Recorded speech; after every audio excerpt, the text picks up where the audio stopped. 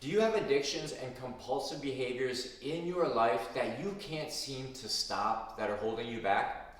If so, stay right here because we're going to discuss what is actually causing them, and then I'm going to provide you with 3 simple steps to leave them behind today. Stay right here.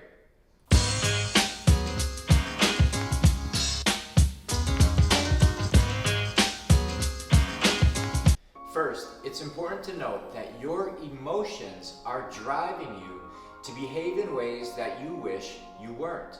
Boredom, frustration, anger, and even guilt are all causing behaviors such as drinking, smoking, excessive shopping or gambling, or even those behaviors like nail biting or hair pulling. These emotions are causing you to behave in ways that you would not prefer. Now, it's important to point out that most people were not taught about what their emotions exactly need. You spent numerous hours in school learning about that Benjamin Franklin character, but nobody ever sat you down, most likely, and taught you about what your emotions are actually telling you. What they are is simply your guidance system for what you need. And what you may have never been taught is that all emotions are essentially good, even the ones, and maybe even especially the ones that make you feel uncomfortable. Now, the cause for any addictive behavior is when somebody feels an emotion that makes them feel uncomfortable, and then they attempt to distract. They choose a distracting behavior, such as drinking or doing drugs.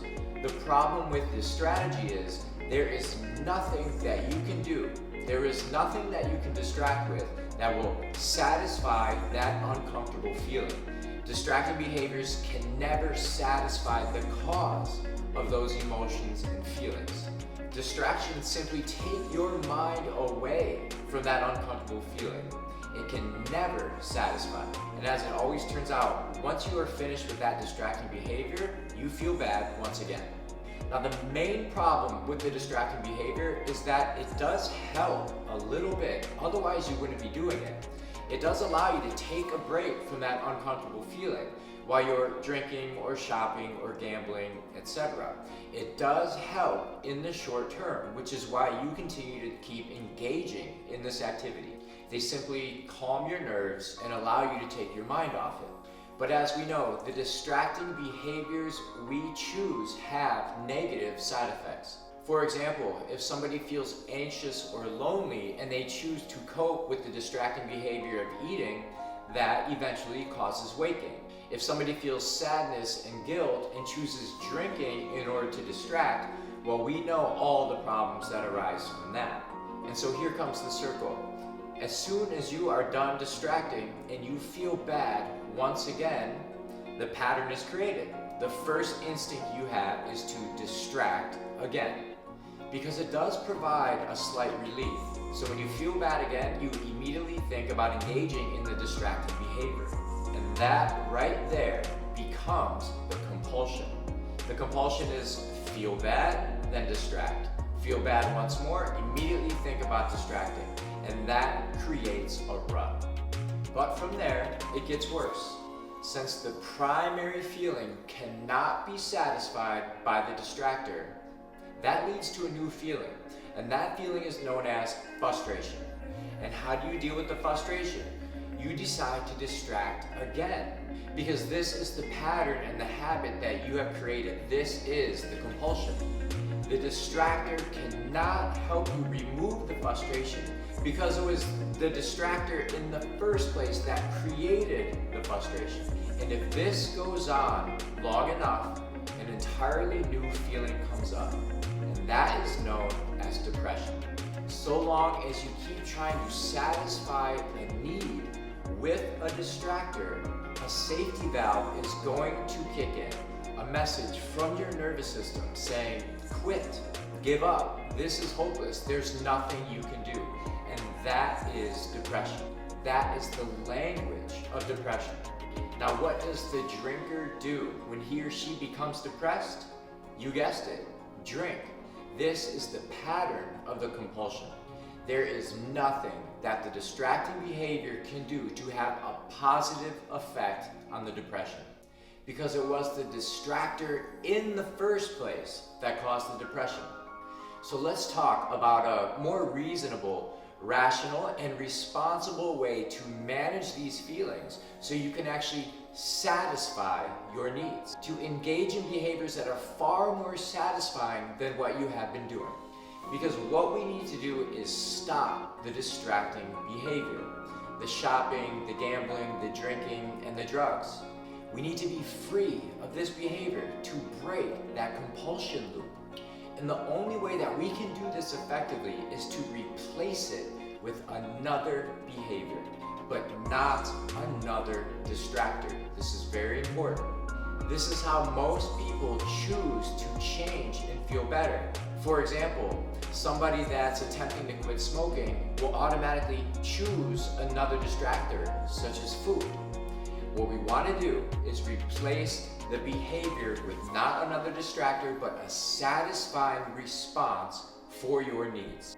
Because your feelings are simply telling you what you need. Your emotions are telling you what you deserve and require. I want to provide you with a little example.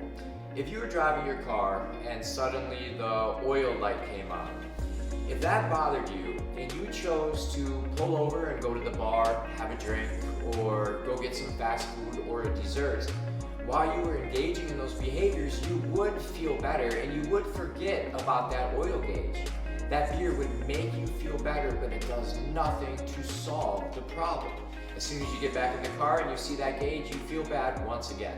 And that is exactly what your emotions are like. They're like lights and gauges on the dash of your car. When you are not satisfying your needs, your emotions are there to guide you and show you exactly what you need.